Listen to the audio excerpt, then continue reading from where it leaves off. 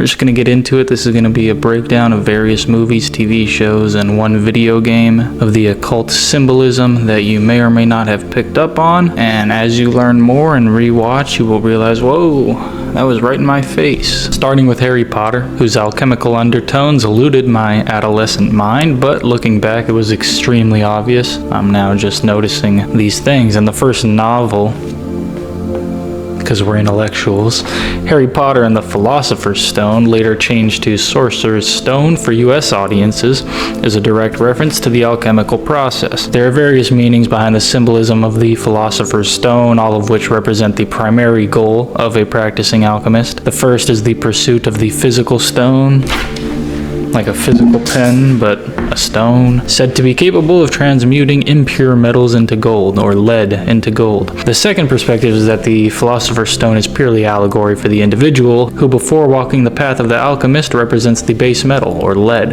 and when reaching spiritual perfection, transmutes his own inner being into gold. Most scholars will tell you that obviously the second meaning is the true meaning, as it would be impossible to turn lead into gold, although I've done it.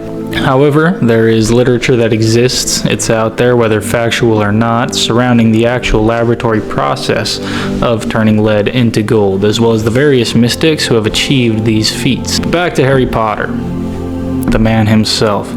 In the movie, and maybe the book, I'm not sure, I didn't read them, the only man to have created the Philosopher's Stone went by the name of Nicholas Flamel, or Flamel. This character is based on a real man who also went by the name of Nicholas Flamel, or Flamel. I wear a flannel when it gets cold. Flamel was a 14th century French alchemist who did not gain any popularity until nearly 200 years after his death, particularly through a book published in 1612 titled The Book of Hieroglyphic Figures, attributed to him. According to the story, Flamel discovered a mysterious manuscript that allegedly contained alchemical symbols and instructions for creating the Philosopher's Stone. After years of study and prayer, Flamel claimed to have finally deciphered its meaning during a trip to Santiago de Compostela. Upon returning to Paris, he and his wife, Perenelle, began the magnum opus. So this is where the term magnum opus comes from. You often hear like, oh, magnum opus, that's his magnum opus, that's her magnum opus. Harry Potter was J.K. Rowling's magnum opus, so it's actually an alchemical term. Magnum opus, the great work of alchemy, and supposedly transmuted base metal into gold 3 times himself. So already in the first movie or book, depending on who you are, your level of intellect, J.K. Rowling, I don't know, she already makes obvious reference to the practice of alchemy, but it does not stop here, and it doesn't stop with just alchemy either. Other books in this Harry Potter series are The Goblet of Fire and The Order of the Phoenix. Both are other elements of alchemy. The Goblet of Fire represents, the Holy Grail, the goblet, and the Grail, similar to the stones, symbolizes the achieved spiritual perfection of the individual. The rebirth or rising of the ashes is symbolized by the Phoenix. The rising of the ashes is the emergence, chaos, order out of chaos, represented by the Phoenix. The Phoenix, in a way, represents the entire alchemical process as well. Death, purification, resurrection, or negredo, and however you say whitening, albino, and then the reddening, or the blackening, the whitening, and the reddening. The entire series itself, in my opinion, was allegory for the alchemical process, with Harry representing the alchemist, and Voldemort representing the shadow self, or kind of inverse dark alchemist, kind of how you have the Qalifoth to the Sephiroth. I don't know how to pronounce it, but essentially the inverse of the Tree of Life in Kabbalah. Books 1 and 2 are Harry's blackening. At the start, he is an ignorant neophyte, the prima materia, unrefined, orphaned, unconscious of his divine nature, living in the cupboard under the stairs. And then he comes to learn of his divine power through the holy sage. What was the guy's name? Hagrid? Shout out to him. It was Hagrid, and then there's another dude, Dumbledore. These are like the sage initiates. These are the master mystics leading the neophyte on his path of initiation. And in book 2, he must descend into the subconscious, or the chamber of secrets, the unconscious, the subconscious, right? And confront the serpent, the basilisk, I don't know. Books 3 and 4 represent the whitening. Sirius Black is introduced. Sirius, the man who can transform into a dog, represents the star Sirius, often referred to as, hold your horses, the dog star, symbolized by, what is her name, or his name? Anubis from Egypt. Anubis, that weird thing. That weird dog thing. Shout out to him. Also symbolized as the blazing star in Freemasonry between the pillars of Yakin and Boaz. In Masonic symbolism, I've got a whole post in my community research blog about 9/11 and how the Twin Towers represent Yakin and Boaz, and it was a ritual destruction of the twin pillars of Masonry with the star Sirius present. Guess what? The only dog who ever died, or the only animal that died during 9/11 was a dog named Sirius, and there's a lot more serious symbolism going on. Get serious. I'm sorry, but I digress. You can go join if you want. Across ancient esoteric tradition, Sirius is essentially the star of initiation, guiding and providing individuals with occult knowledge. I'll expand on Sirius more later on as it shows up in another piece of media. During the whitening stage, Harry learns to manifest the Patronus, a projection of the higher self, protecting him from demons, or what are they called in the series? What are they called? What are those fucking things? I used to be terrified of them. If you ever rode the Harry Potter ride at Universal Studios LA, that's a pretty good ride. My dad was actually, this was a long time ago, but he was too large to he was too big to fit on the ride. Like, you pull down the thing and it couldn't close because he was, too large of a man, if you will, and he was not muscular, so take that as you will. And the thing wouldn't lock in, so you didn't get to ride it. And so the guy was like, oh God, I'm sorry. And they didn't know what to do, so they actually just gave us unlimited fast pass for the day for me and my cousins to go and ride that ride. So we rode the Harry Potter ride quite a lot. Demeters? Is that what they're called? Demeters? Something like that. Shout out to them. But essentially they're demons in allegory. We're going to hear that word allegory a lot today. And the final 3 books occur within the reddening stage. This is when the Phoenix shows up, symbolizing rebirth. In the Half-Blood Prince, and spoilers for anyone who hasn't seen or read this piece of entertainment that's been out for 1400 years, Dumbledore dies. Dumbledore acts as the alchemist's king. As Aristotle said, the death of one thing is the birth of another, representing the death of the old sage and the rebirth of the alchemist in a new form, the death of the old, the birth of the new.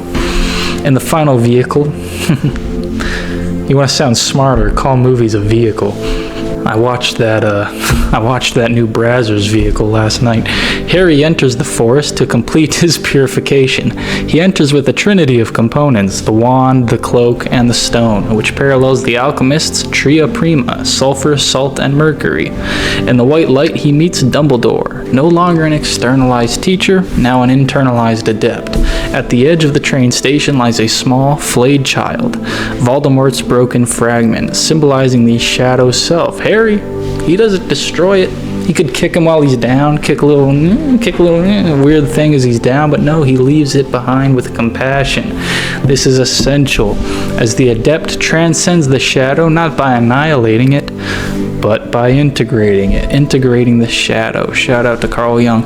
Ultimately, Rowling's story is allegory for the perspective that the Philosopher's Stone is a state achieved by the perfected alchemist, the human being transmuted. The entire saga is initiation of the individual, going from ignorant neophyte to the adept alchemist. Not to mention all the magic within the basically ceremonial magic allegory. Hogwarts, which is a hidden school teaching magicians, parallels secret societies like the Hermetic Order of the Golden Dawn. Yeah, there you have it. I'm sure there's more. On to the next. The Truman Show, a movie about a Freemason's journey to enlightenment. In the story, Truman represents the true man. Truman. Truman begins as the ignorant neophyte. A lot of ignorant neophytes going on today. With no knowledge of the nature of his reality, unaware of the constraints agents around him, similar to the Freemason before initiation. So what kicks off Truman's journey to enlightenment? The falling canister from the ceiling, labeled Sirius. Sirius is known as the morning star, the fallen angel, Lucifer the lightbringer, who brings knowledge to humanity. Represented by the blazing star, in Freemasonry sat between the two pillars of Jachin and Boaz. In this shot, we see the fallen star Sirius between two pillars. That grabs Truman's attention, the two pillars being Jachin and Boaz. So Truman essentially receives esoteric knowledge from Sirius and begins to question his reality. We see that every outcome of Truman's life is being governed by what some might call an overbearing father, or the Gnostic demiurge, which in this case is given the name of Christoph, or Christ of, or of Christ, or Rist Ovkra, take it how you want. When Truman finally breaks free of this controlling deity, he ascends up the Masonic steps towards self-governance. Here we can see 16 steps, as well as the waters below, as above so below. With what we can assume is the reflection of the waters below, that would total 32 steps, or 32 degrees of Scottish Rite Freemasonry. Obviously the 33rd degree being the most notable, however this is a more symbolic, honorary, invite-only degree. No initiate can get there through just Masonic scholarship. I'll add just for the sake of it that the 4th through 32nd degrees of Masonry were originally written by the Jesuit order, most of them drafted up at the Jesuit College of Clermont in Paris, expanded on in America when the official Scottish Rite was established. So it is the Gnostic perspective that the material world is a trap, an illusion, a prison of sorts, governed and controlled by a lower creator, a more malevolent version of the God archetype, or grand architect. And that to escape this material illusion, one must break free through enlightenment and self-gnosis. Some say the G in Masonry stands for gnosis or Gnosticism. However, that's one of many interpretations that include grand architect, generative principle, Jesu or Jesuit general, God, goat, geometry, and others. And so Truman undergoes this journey of Gnostic enlightenment and breaks free of his controlling father. Also, someone interesting that Richard Rothschild was one of the producers of this film. Shout out to him. On to the next piece of media. This time, we're going to dabble in the section of video games for the guys out there. Assassin's Creed. I never played them. I actually always wanted to. They look cool, but I was more of a Madden guy. And even without playing the games, once I've started learning about this stuff, it becomes very apparent that this is essentially a retelling, a more exaggerated retelling of the past of the Crusades. I'll show pieces of symbolism first and then expand on the historical significance. In Assassin's Creed 3, here we can see Hatham's cloak, I don't know if I'm saying that right, with the Templar cross at the top, as well as the Masonic square and compass in the center, with the all-seeing eye, or eye of providence, just above it. It even contains a Masonic handshake, as well as the Masonic capital G in the middle. Here's an alternative version of the Assassin's Creed logo, displaying the Eye of Ra, which stems from Egyptian esoteric tradition and is believed to symbolize the pituitary gland, along with its counterpart, the Eye of Horus, representing the pineal gland. Together, the two symbolize the alchemical duality, or unity, of the masculine and feminine nature. Now, to touch on the historical symbolism or mythology present in the game, they called the assassins the Hashin, something like that, because they reportedly smoked a lot of marijuana. And same can be said for the Templars as well. I've got a book in my community, join it if you want, about marijuana and psychoactive substances and their effects on the monastic orders at the time, such as the Templars and Assassins, and how that was led to some of their spiritual ideologies. As we know, the Templars, though commissioned by the Roman Catholic Church, lean more towards Sufi forms of spirituality, which is a Islamic kind of Gnostic sect. So you play the game from the perspective of an assassin. Maybe you can play multiple characters, I've got no clue. But I do know that the two main factions represented in the franchise are the Templars and the Order of Assassins, known as the Nizari Ismailis. The Assassins arose in the 11th century as a splinter group from the Ismaili Shia, led by the Hassani Saba. The group fortified the mountain fortress of Alamut in Persia and were officially established around the year 1090. They followed an esoteric Gnostic interpretation of Islam. Outward law was secondary to inner gnosis. The Knights Templar were established in 1119 in Jerusalem by Hugh de Payens and 8 other French knights. They were officially recognized by the Church in 1129 CE and quickly became the most powerful military monastic group, with the outward mission of protecting pilgrims journeying to the Holy Land after the First Crusade. However, the esoteric, what some acknowledge to be the real mission of the Templars, was tracking down and securing Atlantean artifacts, or pre-Diluvian, pre-flood artifacts. The Templars created one of, if not the first, banking system allowing pilgrims to deposit funds in Europe and withdraw them in Levant, and they eventually acquired vast ownership of estates, fleets, and fortresses. They reported directly to the Pope, which caused heavy strife between the monarchs at the time, and in 1307 CE, King Philip, heavily indebted to them, arrested the entire order on charges of heresy and sodomy. Their property was transferred to the Knights Hospitaller, who are now the Knights of Malta, while many Templars disappeared into exile. Various theories or narratives surround the Templars, the most prominent being that they were worshipping Baphomet and performed homosexual magical rites before their fall. However, a lot of this was admitted to under duress and years of torture. Some people say they were destroyed for becoming too powerful and rivaling the authority of the papacy. Some say they became Gnostics or dabbled in Sufi mysticism. Oh yeah, a lot of people say that the Templars went underground and then came up and formed the Scottish Rite of Freemasonry, and this couldn't be further from the truth. It's just one of those common talking points that occult conspiracy guys will just reiterate because they've heard someone else say it, or they've read Born in Blood by whoever it was. I think it was John J. Robison that wrote that book. Don't give that theory much credence. The Templar Knight symbolism, or the knighthood symbolism, especially prominent within the Scottish Rite, came from Chevalier Ramsay. Let's get on to something I have watched. The greatest piece of fiction ever created, Game of Thrones. Starting with Zoroastrian themes of fire worship, mixed with Luciferianism, hence the name the Lord of Light, paralleled to Lucifer, the light bringer, as well as Apollo or Prometheus. These are all Lord of Light archetypes, bringers of fire or light or knowledge to humanity, meant to enlighten humanity, free humanity. The looking into the fire to receive divine foreshadowing is the display of the occult divination practice of pyromancy. In ancient Greece, oracles and priests of Hephaestus and Apollo would use fire omens from sacrifices to predict the future. Notice I mentioned sacrifices by fire, another key theme in Lord of Light worship. R.I.P. to you know who, not gonna get into that. Just as the red-haired chick believed sacrifice would yield fortune on the battlefield, the ancient Canaanites would sacrifice to Moloch and Baal for good fortune with the gods, most of these specifically being child sacrifices for good weather.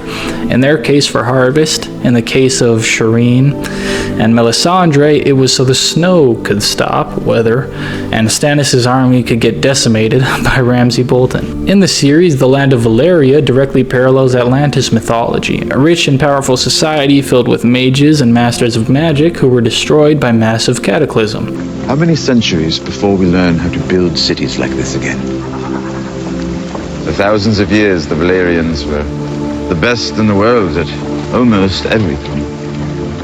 And then they weren't. The Atlantean story, as told in Rosicrucian and Theosophical circles, even states that a group of Atlanteans survived due to the prophetic visions of a magician and escaped prior to destruction, where they repopulated places like Persia and Africa. Similar to how House Targaryen survived due to a prophetic dream by Daenerys the Dreamer. The other religion in this series, aside from the Lord of Light, the Faith, and the Seven, is more occult symbolism. The symbolism of the seven-pointed star. The symbolism of this star is instrumental in various ceremonial magic traditions, including the Golden Dawn and Aleister Crowley's OTO, although he didn't found it. He wasn't the founder of it. I don't remember who was. It might have been Mathers. Also more represented in the books, but still present in the show, is warging, which is a practice in various forms of shamanic mysticism, in which an adept can exit the body and enter the mind of an animal and control it. The three-eyed raven's dream walking is essentially astral travel or remote viewing, where Bran is conscious outside of his physical body with sight into reality outside of the present moment. Arya, in her time in Braavos, also mirrors themes of initiation into the mystery schools or secret societies. The House of Black and White is the temple of the many-faced god. A real-life temple of black and white would be the Masonic Lodge with its checkerboard floors representing divine duality, masculine and feminine, solar and lunar, black and white. Another theme in Masonry is Solomon's temple and the two pillars at its steps, Yakin and Boaz. We've mentioned them a few times in this video. Although the House of Black and White has 4 pillars, they are designed to look eerily similar to the 2-pillar setup at the entrance of the temple. During her experience there, Arya is forced to lose her eyesight as part of her initiation. This is a direct parallel to the traditional initiatory ego death and giving up sensory perception, as was done in the ancient mysteries, when initiates would isolate themselves in the dark in a fasted state to reach an understanding of life beyond death through exploration of the soul inward. So they would often experience a loss of sight, a loss of sense perception. This also occurs in modern Masonic initiation. So if you've ever seen those videos of those kind of secret videos taken of modern Masonic initiation ceremonies, the initiates are often wearing blindfolds while things occur. And on to the next, we've got 2 more. These are my 2 favorite actually. And the next being the anime Naruto. Naruto and Sasuke represent the mirror duality of the esoteric initiate. Sasuke having taken the left-hand path and Naruto having taken the right-hand path. 2 paths that the mage, the magician, takes. The left-hand path being the path of self-indulgence, kind of the cheaper path, the easier way out, if you will, the Crowleyan path, the black magic path, the more satanic, egotistic path, and the right-hand path would be the more path of white magic, the more Christ-like path. Typical of left-hand path magicians, Sasuke breaks every right-hand path structure, or every traditional structure. He abandons the village, he rejects authority figures, seeks forbidden knowledge, and learns from a morally corrupt teacher, Orochimaru, the serpent. Orochi meaning great snake in Japanese. So Sasuke's primary ascent to power comes from sacrificial magic, an allegory represented by the awakening of his Mangekyo Sharingan. I don't know, might have said that right. In order to gain personal power, one must sacrifice even more. So loses his brother, I think was when he awoke the Mangekyo, or sacrificed him, take it how you want. On the other hand, pun intended, Naruto is the right-hand path magician. He views his enemies as mirrors of himself, and his greatest power is transforming enemies into allies through compassion and forgiveness. Naruto levels up through hard work and meditation, taking the route of the esoteric sage. His biggest jump in power in the series, some might say unlocking sage jutsu. However, I would say came when he healed his internal, bonding with Kurama and unlocking the full power of the Nine Tails, not through domination, but integration. Integration of what? The shadow self. Healed the unconscious, and thus his external world mirrored that. Also, the fact that there are 9-tailed beasts in the series is in perfect alignment with numerology, in which 9 represents completion, and Naruto, with the 9-tailed fox, was able to break the wheel of hatred. One could also easily deduce, as I previously mentioned, that they represent alchemical duality, Naruto and Sasuke. Obviously, Naruto represents the solar, Sasuke the lunar, if you just look at the outfits and the overall illustration of each. Also, the main power system in the show is chakra. I shouldn't have to go into the spiritual significance of what that means or what that represents. You guys are all probably familiar with chakra systems, or the concept of that at least. 7 chakras, root chakra, I don't remember them all. Heart chakra, crown chakra, that's a few of them. Lastly, the final piece of the war arc, where Kaguya enforces the infinite Tsukuyomi. This is a very obvious Gnostic parallel, a matrix of light broadcasted by the moon, created by a fallen angel. The other Atsutsukis themselves represent the Gnostic archons. What happens in this matrix? Souls stop evolving. They live in stagnation. Higher spiritual beings have trapped the lower humans in a prison of consciousness. In Gnosticism, the archons feed on the trapped humans. In Naruto, the god tree feeds on humans trapped in the infinite Tsukuyomi. The infinite Tsukuyomi is projected through the moon, directly mirroring the Gnostic lunar sphere. The idea that the moon is the cyclical trap controlling reincarnation. A lot of these Gnostic concepts will emphasize that you avoid the light of the moon when you die. That's what they say. That's why people are always telling you, oh, go towards the light when you die. And they say that the light is actually coming from the moon, and that's what's going to bring you back to Earth. I don't necessarily buy into that, but it is a very Gnostic talking point. Kaguya herself obviously represents the Gnostic demiurge, a fallen celestial being who creates and controls a false world. Deep stuff.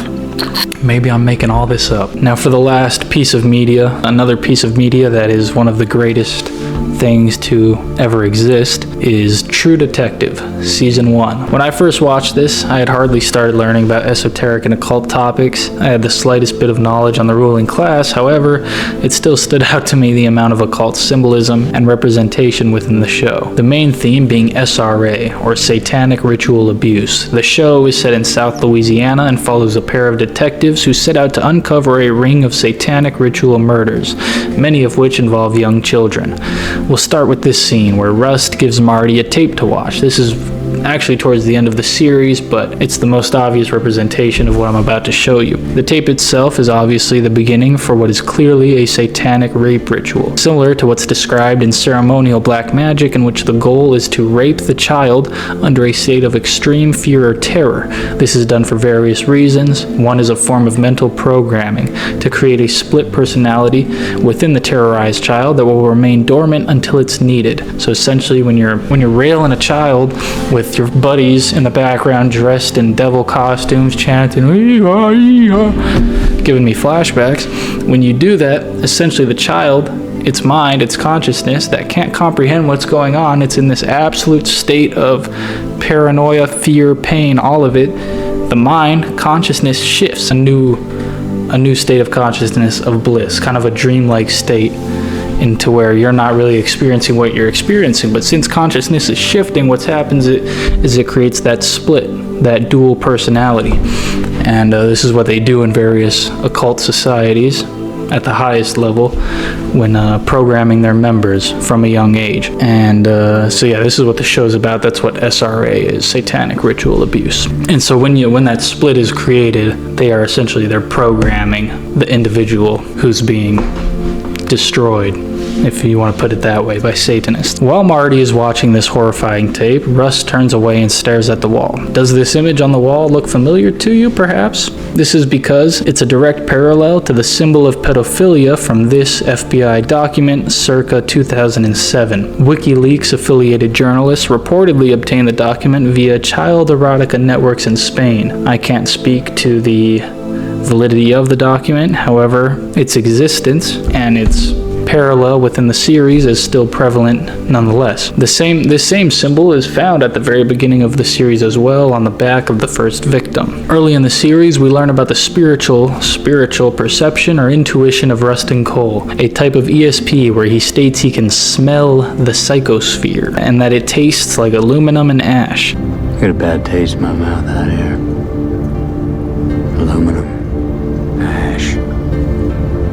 Like you can smell the psychosphere. I got an idea. Let's make the car a place of silent reflection from now on. Okay?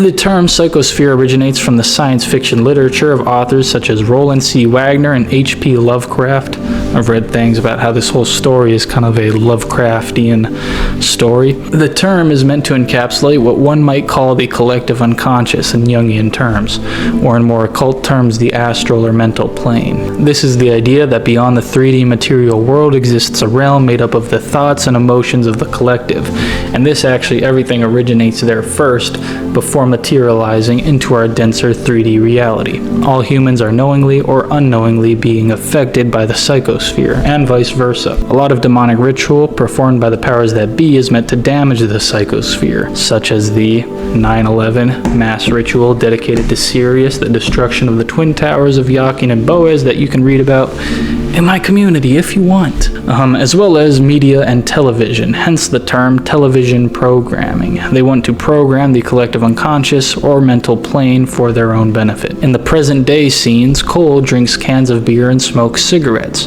aluminum and ashes. While 15 years before, Cole was disgusted by the taste of the psychosphere, this psychosphere has now penetrated him. Rustin Cole's partner, Martin Hart, or Marty, has a daughter who is the main representation of the psychosphere manifesting itself in an individual. Throughout the series, an image appears in several places and through several people.